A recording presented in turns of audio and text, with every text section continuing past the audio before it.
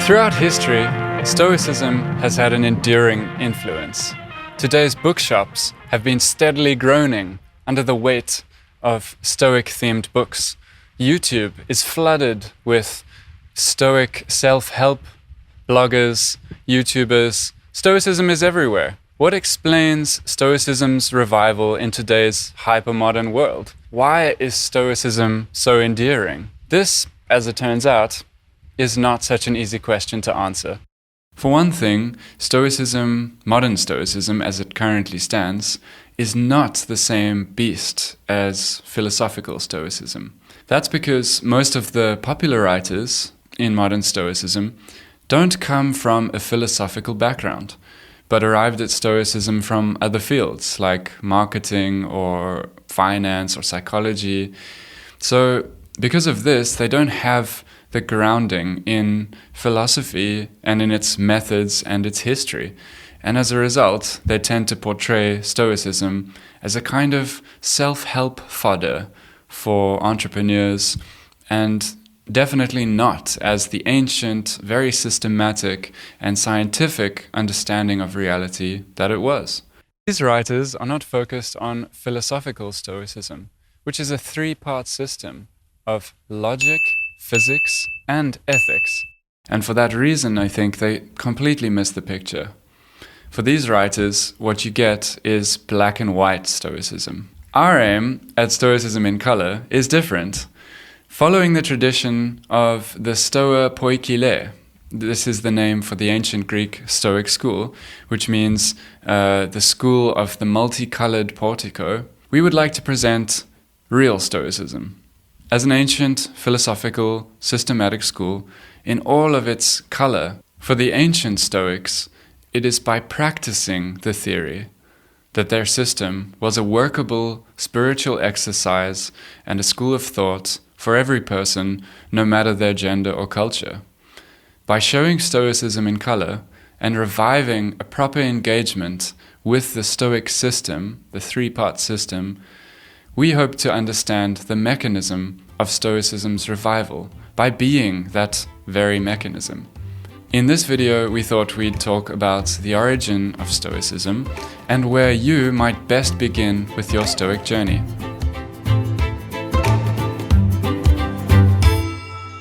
We've made this video with two viewers in mind. First, for absolute beginners.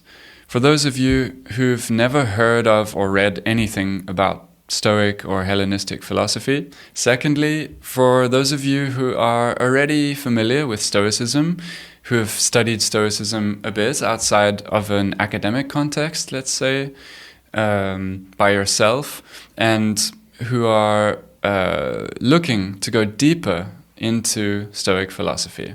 I'm James, a PhD student at the University of Rotterdam, Erasmus. Wait, one more time. Hi. Okay, wait. Erasmus. Wait, let me try it again. Hi, I'm James, a PhD student here at Erasmus University, Rotterdam, working on Stoicism and its reception in the early modern period. My partner in crime, Max Vasink, is the man behind the camera. Max studied philosophy here as well and has now switched his career to directing. Give us a twirl, Max. So, we're all beginners here in one way or another. As we go on this journey of studying Stoicism, we'd like to invite you along with us as fellow travelers, and to equip you against misunderstanding Stoicism, something so easy to do today. We aim to guard against misunderstanding Stoicism, something which is so easy to do today if you learn about it from popular authors. So, follow along with us by subscribing and liking this video. 2 thumbs. You may have heard the word Stoic being used in casual conversation.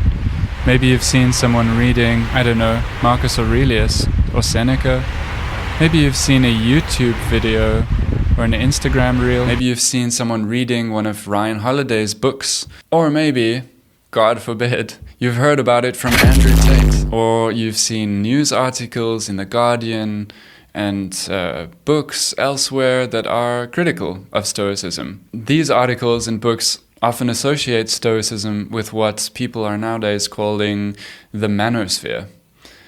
There are so many people talking about Stoicism today, one of the most venerable and influential philosophical traditions the world has ever known.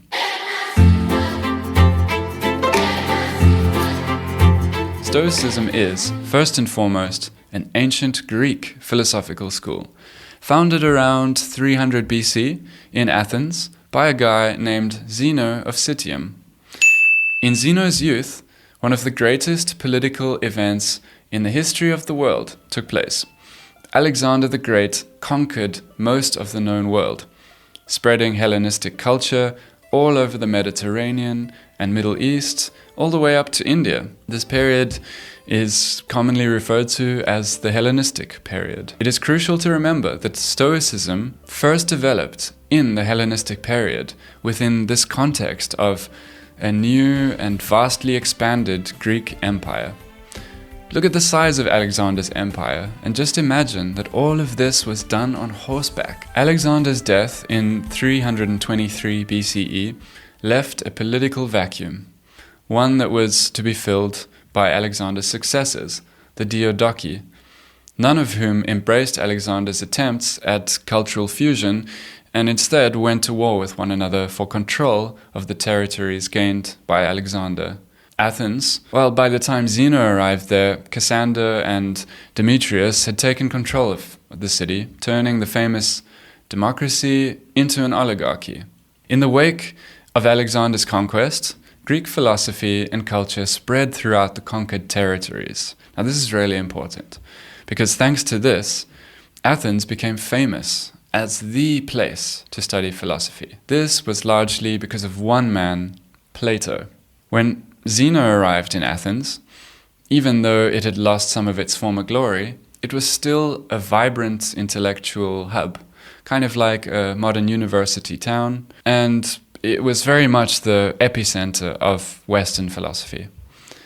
Zeno was shipwrecked, as we're told, and he was forced to remain in Athens around 312 BC, although this date is not certain. The year 312 would have been 75 years after Plato founded his academy, his philosophical school, and 35 years after Plato's death. So one of our best sources of Greek Stoicism and the lives of the Stoics, if not the best source, is Diogenes Laertius, a later Greek historian whom we will be discussing quite a bit on this channel.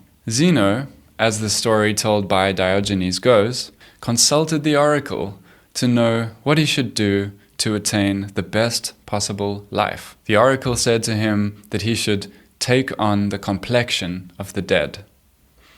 Zeno interpreted this to mean that he should study the writings of those who came before him.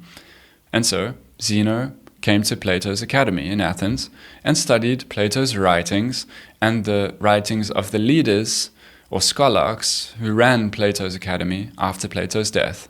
Although Zeno studied with the academics who followed Plato and Socrates, Zeno eventually rebelled against Plato, and quite aggressively so. I mean this in a purely philosophical way. Zeno founded his own school in reaction to Plato. He founded it in Athens itself, outside of the Platonic Academy, in the marketplace or agora of Athens. Zeno would stand in the marketplace, attracting students from all over the city with his new philosophy. And the marketplace in Athens, where Zeno started teaching, was called the Stoa Poikile. The word poikilia in Greek means to be marked with many colors. Our channel name, Stoicism in Color, refers to this, the original founding site of Stoicism. We often think of ancient Greek buildings as white, austere structures. Actually, this is one of the common misconceptions about ancient Greek culture. In fact, these buildings were highly colorful and decorative, painted with frescoes in many bright colors. Stoicism is so much more than a self-help guide to life. Stoicism is a scientific and systematic outlook on reality. The Stoics, from Zeno onwards, developed some of the most original and influential ideas in all areas of philosophy, in logic, epistemology, physics, metaphysics, ethics, philosophical theology. Don't worry if these terms sound complicated. We'll discuss them on this channel and make them clear. It's very unfortunate that almost all of the actual writings of Zeno and most of the Greek Stoics themselves are lost. Aside from Diogenes Laertius, all we have are the testimonies of other, mostly Roman authors, who sometimes, if we're lucky, quote the Greek Stoics verbatim. That is, like, word for word. So, when our sources for ancient Stoicism were discovered in the Renaissance, or rediscovered, these ideas gave birth to some of the founding principles of modern science. The sources that we rediscovered in the Renaissance influenced people like Newton, Descartes, Kant, Nietzsche, Deleuze. I don't want to name drop too much. Pretty much every modern thinker, scientist, philosopher has been influenced by Stoicism. But again, don't worry. If you don't know these people, you haven't heard of them, that's fine. We're going to discuss them and the influence of Stoicism on them in depth. For more than 500 years in antiquity, Stoicism was arguably the most widely accepted scientific worldview in the Western world. People from ancient times who studied Stoicism and who saw the world through a Stoic lens did not do so simply to lead better lives or control their emotions or better manage their personal finances. They studied Stoicism to understand the most up-to-date scientific view on reality, the cosmos, life, and their place within all of this. They did that without relying on the outmoded religious views about the gods, views whose truth tended to be based on the authority of some or other poet, usually Homer. These ancient people wanted more than just a religious doctrine fed to them by Homer. They wanted to learn what the greatest minds of their age had discovered about the natural world around them. So think of Stoicism as the study of global and local nature. Global nurture. Global nurture. Think of Stoicism as the study of global and local nature. By global nature here, I mean nature with a capital N, so the cosmos, the universe. Zeno, like Plato before him, attempted to explain the origin of the cosmos, how it came to be ordered in the way that it was, how its planets, including ours, came about, what the elements were, and how they constituted the things they saw around them. In view of the big picture of global nature, Zeno also explained local nature, or nature with a lowercase n. So I mean your nature, my nature, human nature, and the nature of plants, animals, why we have reason, perception, and emotions, how these work. So studying Stoicism in antiquity meant, in effect, practicing science. So the first thing to know about Stoicism is that it is, in its very core, a philosophical reaction to Platonism. Its founder, Zeno, learned philosophy from the academics at Plato's academy, followers of Plato, and then he developed his own philosophy against theirs, which we now call Stoicism. Be that as it may, Zeno, the academics, and the minor Socratics, or the followers of Socrates, outside of Plato's academy, in the outskirts of Athens, these people all had one thing in common. They all held Socrates to be the ideal wise person, the sage. Socrates had many followers. Plato's writings come to us in the form of dialogues between Socrates and well-known people of Athenian society. And while Socrates did not actually write anything down, The best portrayal of his character and his idea, then and now, can be found in the writings of Plato. So those who took over Plato's academy often claimed to be the true interpreters of Socrates' philosophy. And they did so through the writings of Plato, because these writings best captured the spirit of Socrates.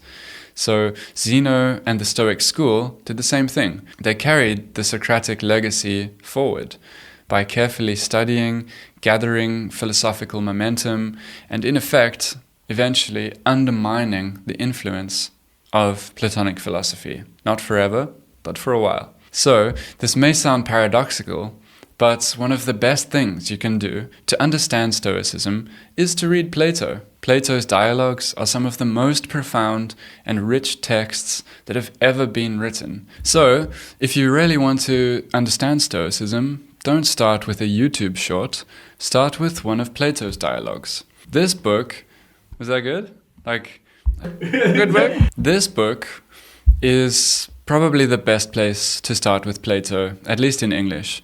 It's got 5 different dialogues. It's really short and easy to read. It's a good translation. It's something I use in my own research. I use it all the time. So it's quite cheap.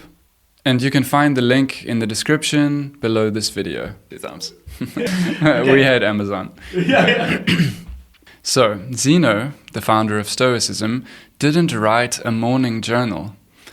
Instead, he founded a rigorous scientific system, Stoicism, attempting to explain the global nature with a capital N, reality itself, and local nature, his own human nature, that of other life forms that he saw around him, and how these 2 things relate to one another. If this sounds like a complicated task, don't worry, it is. But on this channel, we're going to be discussing all of it, hopefully making it a lot clearer and more understandable. So, in order to begin with Stoicism, we just want to echo the words of the oracle at Delphi. Take on the complexion of the dead. Zeno founded his system by standing on the shoulders of 2 giants, Plato and Socrates.